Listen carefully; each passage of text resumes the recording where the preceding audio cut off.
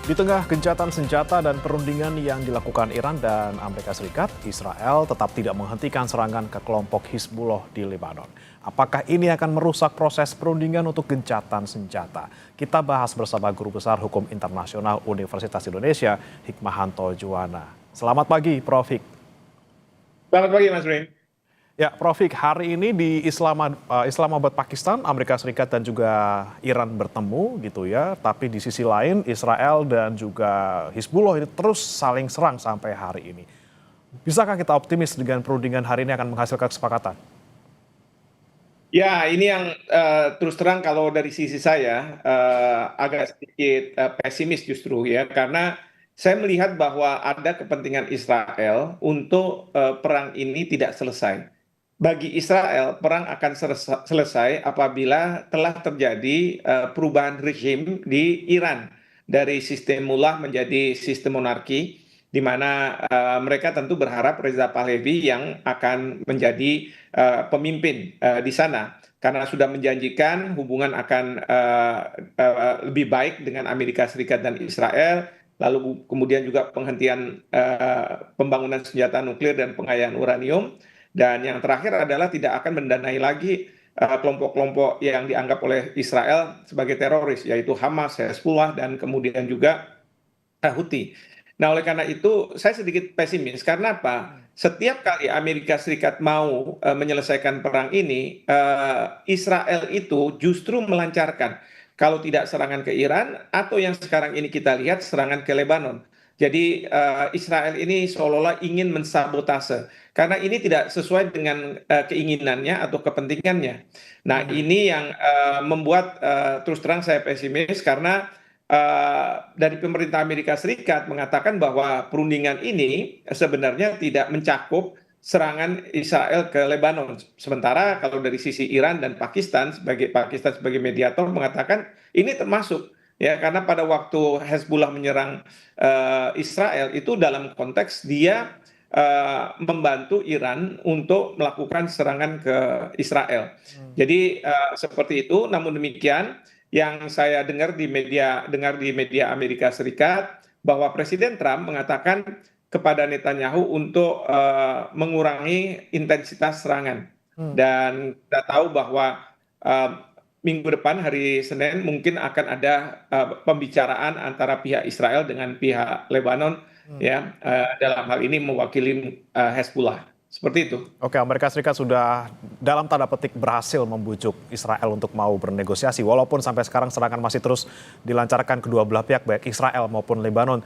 Tapi Prof, kalau kita bicara soal Israel yang selalu bikin onar nih, kalau kita lihat dalam beberapa waktu terakhir, selain yang waktu kemarin ketika gencatan senjata dan juga saat ini saat perundingan mereka masih saling serang dengan Lebanon. Kita relevan nggak kita bicara soal sanksi mungkin yang diberikan kepada Israel? Apakah kita sekarang bicara soal sanksi dan siapa yang kemudian bisa memberikan sanksi kepada Israel, ataupun kita fokus saja kepada negosiasi antara Amerika Serikat, Iran maupun Israel Lebanon? Ya, yang sekarang ini yang paling efektif bisa memberikan sanksi adalah Iran.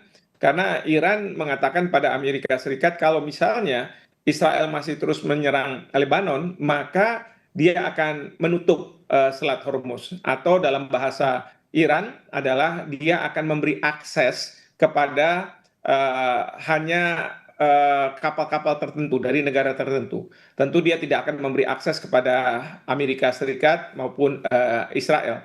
Karena bagi dunia, dunia tidak bisa melakukan apa-apa.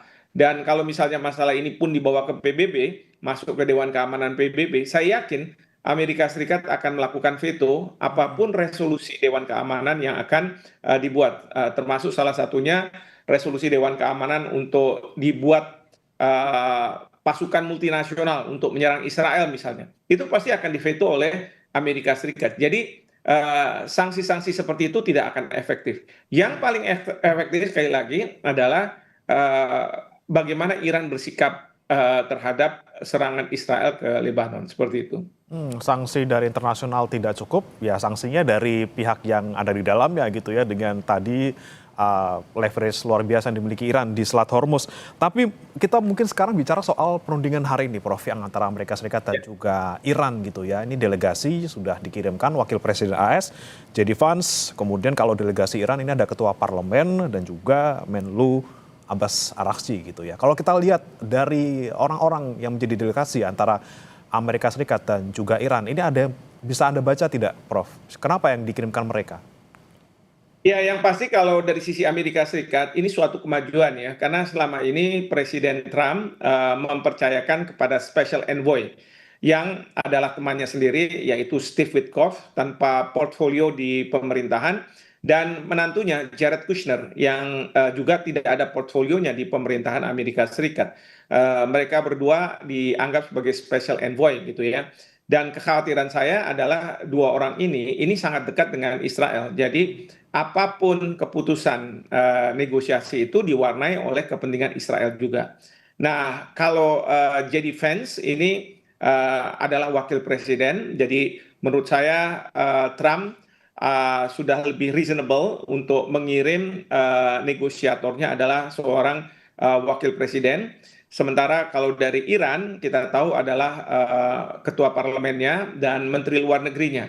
Jadi ini pun kelihatan bahwa dengan hadirnya beliau-beliau dengan jabatan-jabatan yang beliau-beliau pegang itu menunjukkan bahwa ada keinginan yang sangat kuat bahwa perdamaian ini bisa menyelamatkan ya dunia dari prahara yang lebih berat gitu ya.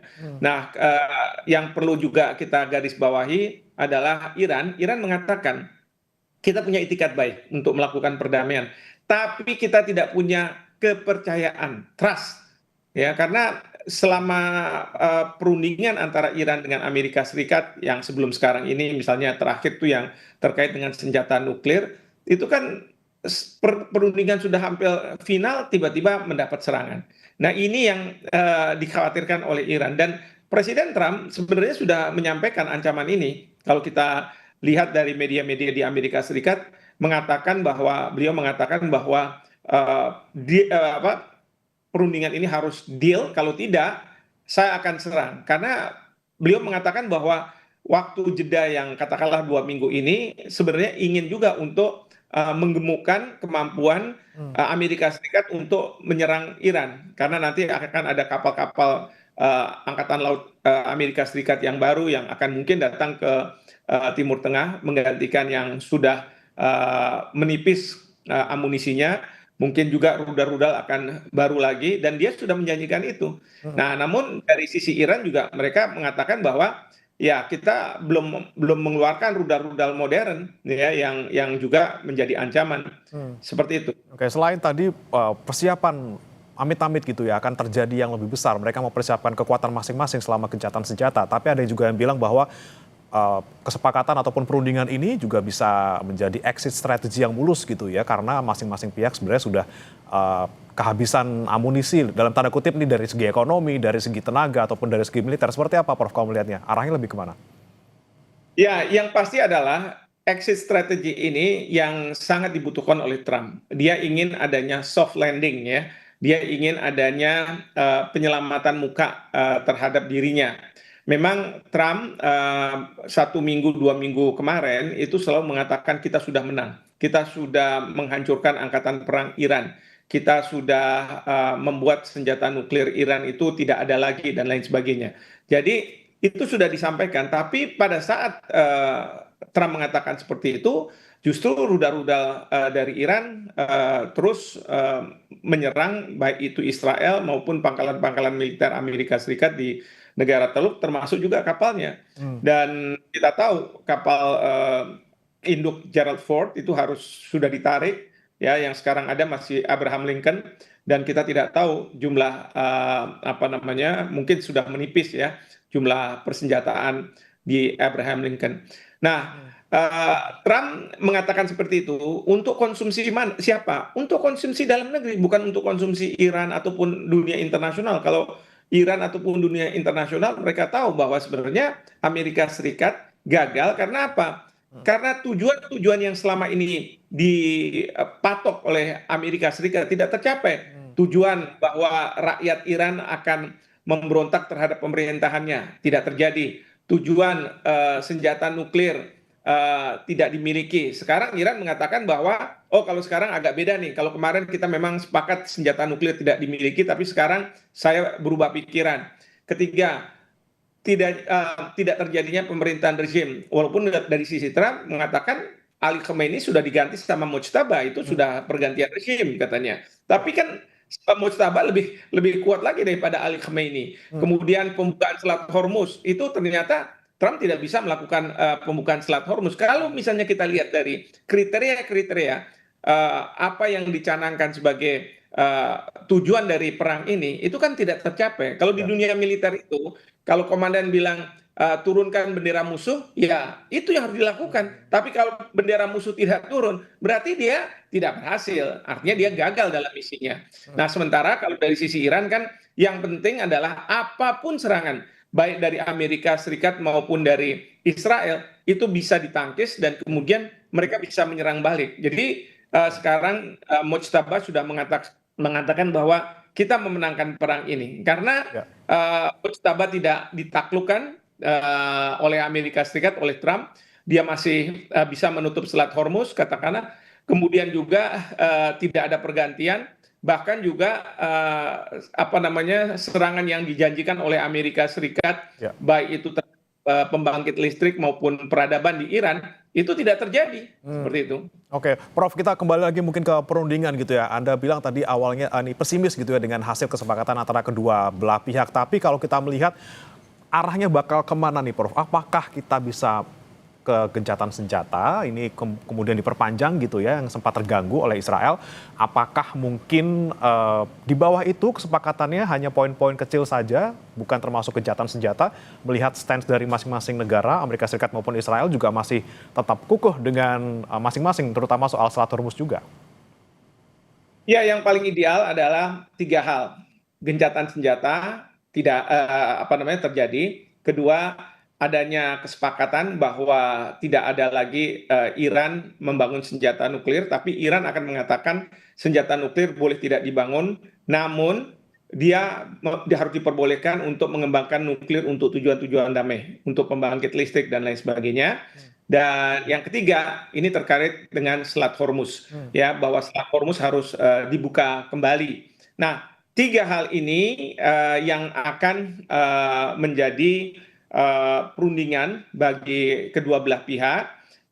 Namun demikian, kalau saya katakan tadi pesimis, ini pesimis karena ada kaitan dengan Israel.